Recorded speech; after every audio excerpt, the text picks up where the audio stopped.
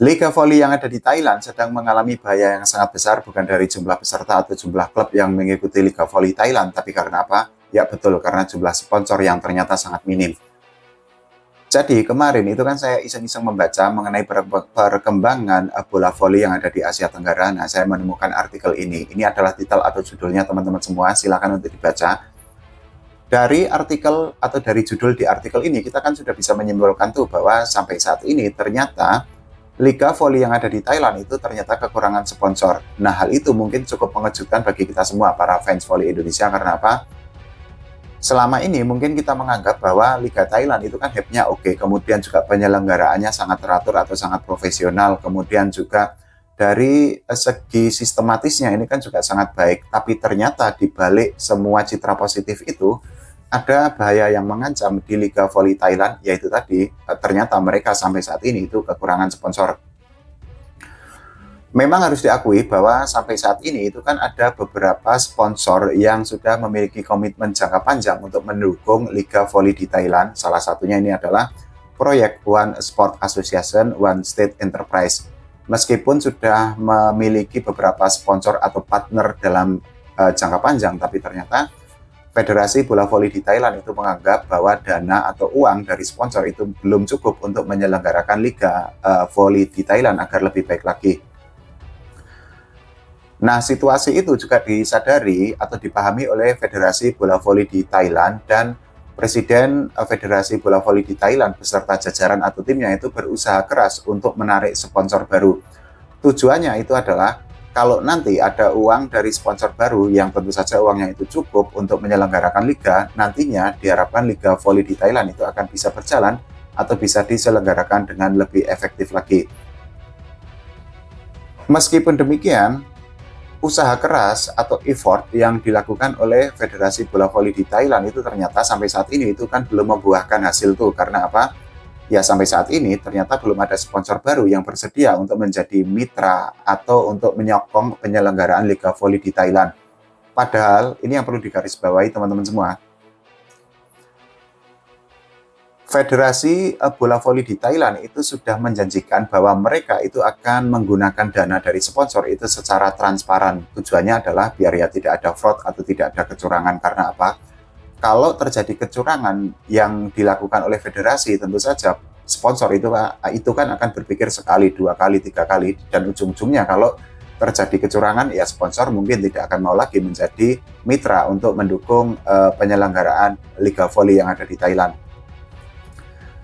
Nah, langkah-langkah yang dilakukan oleh Federasi Bola Voli di Thailand ini kan ada beberapa tuh. Salah satunya itu adalah Presiden Voli di Thailand itu sampai saat ini itu terus membujuk atau terus berusaha merayu perusahaan BUMN untuk menjadi sponsor penyelenggaraan Liga Voli di Thailand.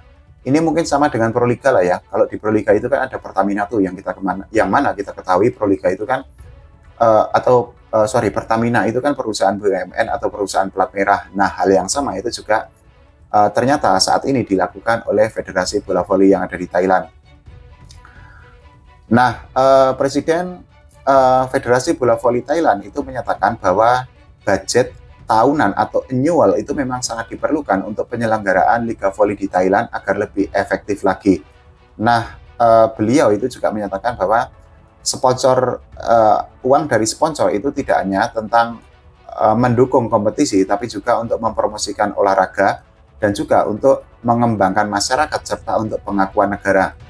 Ini adalah potongan berita dari situs di Thailand sana, di situs berita di sana lah ya, bahwa ternyata Federasi Bola Voli di Thailand itu menyatakan atau menegaskan bahwa pengakuan terhadap negara itu merupakan salah satu tujuan mereka ketika mereka menyelenggarakan Liga Voli yang ada di Thailand.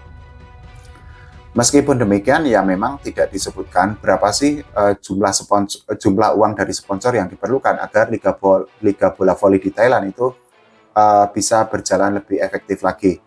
Meskipun demikian, ini tidak hanya berjanji akan menggunakan dana dengan transparan, tapi juga Federasi Bola Voli di Thailand itu mengaku bahwa mereka itu tidak hanya berfokus kepada profit atau keuntungan, tapi Federasi Bola Voli di Thailand itu hanya meminta dana yang cukup untuk menyelenggarakan liga yang lebih efektif lagi. Nah, Federasi Bola Voli Thailand dalam hal ini adalah presiden dan juga jajaran atau timnya itu juga sudah menyatakan bahwa mereka itu bersedia berkomunikasi atau duduk semeja atau bernegosiasi dengan perusahaan-perusahaan swasta ataupun perusahaan pelat merah atau perusahaan BUMN yang memiliki prospek atau berniat untuk menjadi sponsor di Liga Voli Thailand. Sebenarnya pertanyaannya menjadi gini, kenapa kok perusahaan-perusahaan di Thailand itu tidak tertarik untuk menjadi sponsor di Liga Thailand? Nah, ini berkaitan salah satunya itu dengan pembatasan pemain asing yang ada di sana. Memang harus diakui sama dengan Proliga, termasuk Proliga 2026 itu kan memang ada pembatasan pemain asing tuh. Nah, hal yang sama itu kan juga berlaku di Thailand. Tapi bedanya menjadi gini.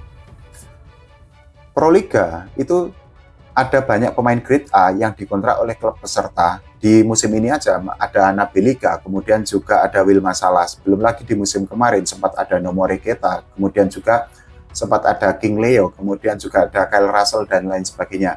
Nah, beda cerita dengan para pemain asing di Liga Thailand. Kita ketahui bahwa secara nama besar, secara kemampuan, kemudian juga secara level itu kan memang para pemain asing di Thailand itu kan memang levelnya itu masih di bawah para pemain asing di Proliga.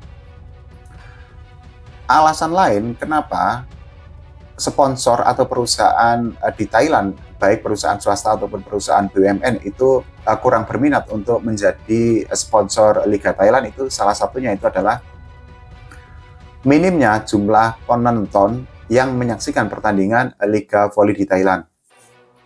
Nah, ini berkorelasi juga dengan pemain asing tadi. Biasanya kan menjadi gini tuh, ketika sebuah liga itu bisa mendatangkan pemain-pemain yang grade A, itu kan biasanya para penonton itu kan akan berduyun-duyun atau akan berbondong-bondong datang ke stadion atau ke GOR untuk menyaksikan pertandingan. Ini juga sama dengan Proliga.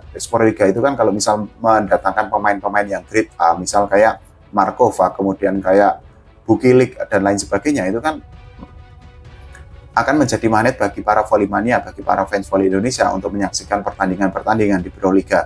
Nah, hal itu yang tidak terjadi di Liga Thailand. Karena apa? Ternyata jumlah penonton itu sangat minim. Bahkan ini kalau kita misal bandingkan dengan Proliga, venue yang ada di Thailand itu kan secara kapasitas itu kan memang tidak lebih besar jika dibandingkan dengan GOR atau stadion yang ada di Indonesia. Kita ambil contoh di MCC Hall yang ada di Bangkok. Jadi kapasitas MCC Hall di Bangkok itu ternyata cuma 5.000-an. Kalau kita bandingkan dengan GOR Indonesia Arena, ya kalah jauh. Dengan Istora, ya kalah jauh. Dengan GOR Among Rogo, ya mungkin so-and-so, tapi lebih banyak GOR Among Rogo dari segi kapasitas. Belum lagi kalau kita bandingkan dengan beberapa GOR lain di Indonesia, ya sudah pasti GOR Indonesia itu kan secara kapasitas itu kan memang lebih banyak. Nah, hal itu ternyata yang menjadi alasan atau salah satu alasan kenapa kok para perusahaan di Thailand, baik perusahaan swasta ataupun perusahaan BUMN itu tidak terlalu berminat untuk mendukung penyelenggaraan Liga Voli di Thailand. Itu kan sebenarnya menjadi sebuah simbiosis mutualisme tuh. Ketika penyelenggara atau federasi itu bisa menyelenggarakan event atau acara dengan jumlah penonton yang sangat banyak, sponsor itu kan biasanya rela untuk antri untuk menjadi sponsor. Tapi sebaliknya, ketika event itu sepi penonton kemudian dikemas dengan asal-asalan, ya sponsor mungkin akan berpikir dua kali, ngapain juga buang-buang duit kalau ternyata penyelenggaraan liganya seperti itu. Pertanyaannya menjadi gini teman-teman, apakah kondisi di Thailand itu bisa kita tarik kesimpulan bahwa Proliga itu ternyata lebih baik? Ya, ini menjadi perdebatan tersendiri, karena Proliga itu kan juga ada plus minus tuh. Misal gini, dari segi jumlah klub peserta Liga di Thailand dengan di Proliga itu kan, di Thailand itu lebih banyak untuk sektor putra tuh, di Indonesia cuma ada 5, tapi di sektor putri ada 7, ya berarti so-and-so lah ya. Belum lagi plus minusnya adalah gini, secara di Thailand itu mungkin pengemasannya lebih oke atau ya lebih terstruktur lah ya, tapi pemain asingnya itu kan sangat jarang yang grade A. Tapi di Proliga, khususnya di Proliga 2026 itu kan klub-klub itu kan mendatangkan pemain-pemain grade A tuh. Jakarta Pertamina Enduro mendatangkan pemain grade A. Jakarta Lavani mendatangkan pemain grade A. Jakarta Livin Mandiri juga mendatangkan grade A, Anabilika tuh. Kemudian juga Jakarta Electric PLN pemain asingnya itu juga nggak kaleng-kaleng. Itu artinya ya Proliga itu bisa menjadi magnet bagi pemain asing untuk bertanding di Indonesia. Tapi ya itu tadi, ini menjadi perdebatan tersendiri, apakah Proliga lebih baik jika dibandingkan dengan Liga Thailand. Ya teman-teman bisa menilai sendiri apakah Liga Thailand lebih baik atau lebih buruk. Ya kita diskusi sehat aja. Kalau menurut teman-teman semua bagaimana mengenai situasi yang terjadi di Liga Thailand? Oh ya, ini pertanyaannya. Silakan ditulis di kolom komentar apakah Proliga itu lebih baik atau enggak. Ini nanti jadi bahan diskusi yang sehat aja. Jangan lupa ya, doakan timnas Indonesia semakin berprestasi, dan juga yang tidak kalah penting, voli Indonesia diurus oleh PBVSI semakin baik lagi, semakin profesional lagi. Oke, terima kasih teman-teman semua.